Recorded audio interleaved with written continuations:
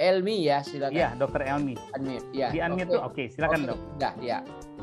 Silakan Bu Dokter. Assalamualaikum. Waalaikumsalam. Assalamualaikum warahmatullahi wabarakatuh.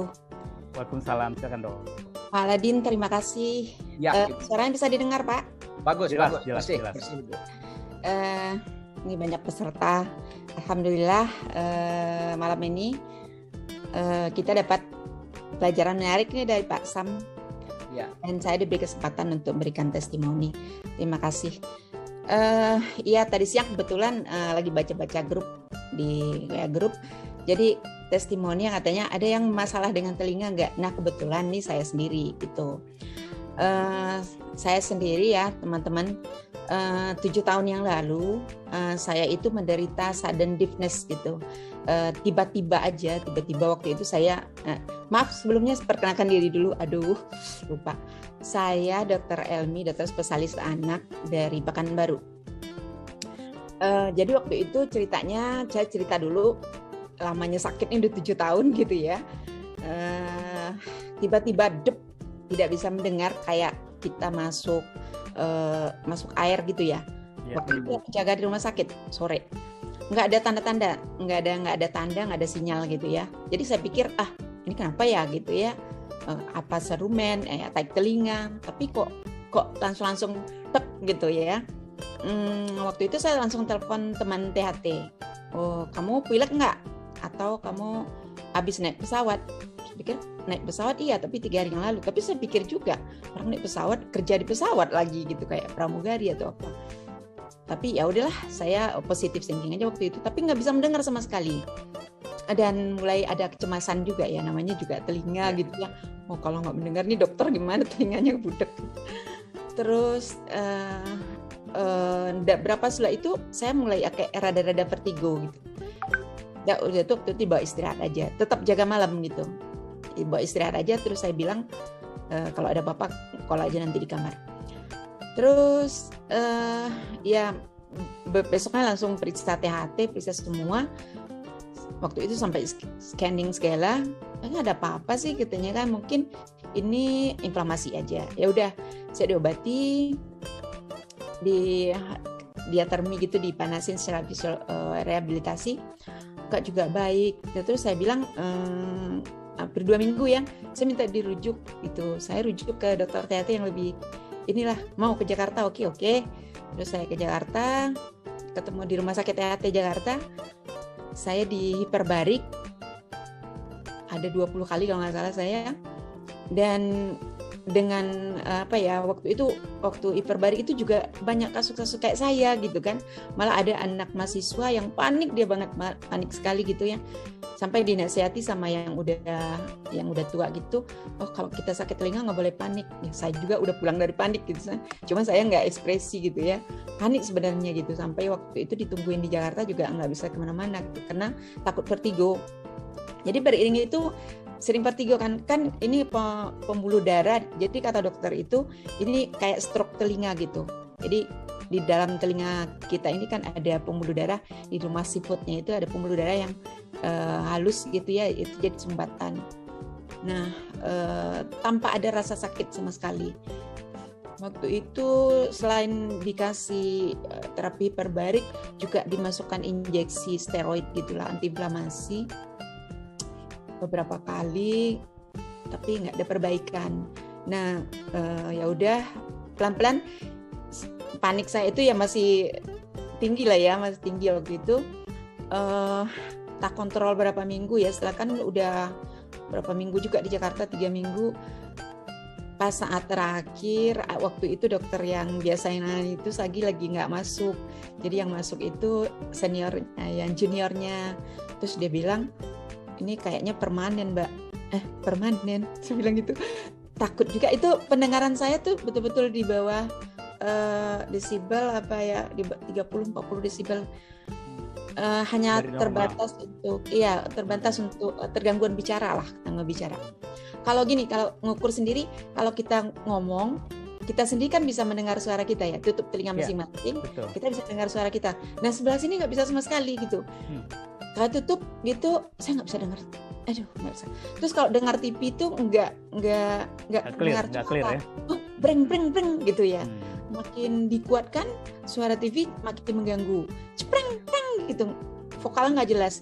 Akhirnya nggak pernah nonton TV lagi. Nah waktu itu kena dibilang permanen, irreversible. Aduh, juga ya. apa? Ini dengan gemuruh gitu, bukan tenang, katanya bukan. Berbunyinya itu kayak air terjun gitu. Jadi kita tuh agak bad mood karena suaranya nggak bagus. Jadi kalau orang ngomong sama kita udah keningnya udah kerut kayak gitu. Jadi orang nggak ngerti kenapa sih kita moodnya nggak bagus gitu kan. Jadi ya udah, dengan pelan-pelan saya kontrol emosi. Terus waktu itu udah berjalan 2 bulan juga ya. Terus saya vertigo, takut ya kalau pergi kemana sendiri, takut. Tiba-tiba vertigo. Kalau tiba-tiba vertigo berputar-putar kan jadi takut kemana-mana gitu sendiri. Jadi sering ditemani lah, gitu ya. Hampir beberapa tahun saya nggak pernah pergi sendiri, nggak pernah nyetir lagi, dan kadang-kadang bisa berubah haluan, karena mau berangkat udah bagus-bagus, mau berangkat langsung pulang lagi karena takut vertigonya muncul. Waktu itu saya second opinion ke Malaka. Dokter Malaka tuh udah kasih dosis yang tinggi sekali obatnya. Biasanya kita pakai itu 8 mili, di sini, di sana dikasih 3 kali 24 mili. Dok, nggak ketinggian, saya bilang gitu. Nggak apa-apa, tapi nggak usah lama. 1 bulan aja, dia bilang. Nanti kamu turunkan pelan-pelan. Waktu itu malah saking kan itunya, saya rawat jalan ya di sana di Malaka untuk cari second opinion. Dia bilang juga, ini kayaknya permanen. Duh. Tapi bersabar aja katanya. Saya namanya juga saraf. Karena ini masih baru, mudah-mudahan ada perbaikan. Kalau dulu kan ilmu dulu kan saraf itu suatu sel tubuh yang regenerasinya agak boleh dikatakan tidak punya regenerasi yang bagus gitu. Beda dengan kulit, otot atau yang lain. Jadi kalau udah rusak sarafnya itu kemungkinan untuk regenerasi itu kecil. Tapi mungkin dengan adanya Ridok ini terbantahkan gitu ya. Ilmu baru gitu. Tadinya juga ilmu baru ya, Pak. Jadi saya ya udah, yang penting saya bilang saya takut vertigo aja, Dok. Kalau pendengarannya nanti kembali, alhamdulillah. Terus disarani waktu itu coba pakai alat bantu dengar. Cuman saya usaha juga beli alat bantu dengar. Cuman kan bunyinya tuh gemuruh. Jadi percuma kalau kita pakai alat dengar, malah pusing gitu ya.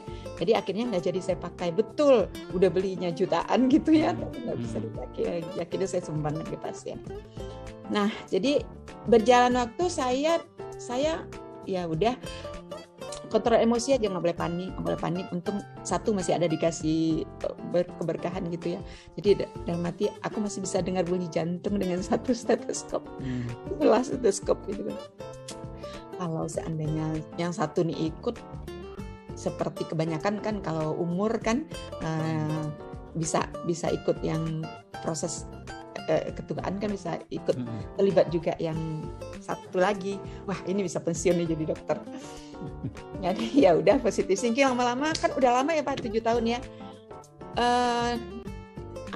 Dia 2 tahun yang lalu saya malah nggak bisa dengar handsfree, itu betul-betul kosong.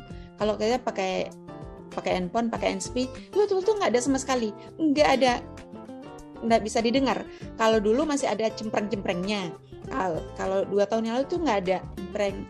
Nah kemarin ini kan saya ketemu Redok ini kan, Prof. Sumaryati itu beliau itu guru saya. Jadi kan kita kan belajar itu tentang masalah redox signaling. Jadi redok di tubuh. Terus beliau bilang, Ibu punya ini nih, pernah dengar nggak? Enggak, gitu kan. Terus dicoba deh gitu kan, cobalah. Maksud saya tuh untuk pingin fit aja gitu ya, pingin enak aja.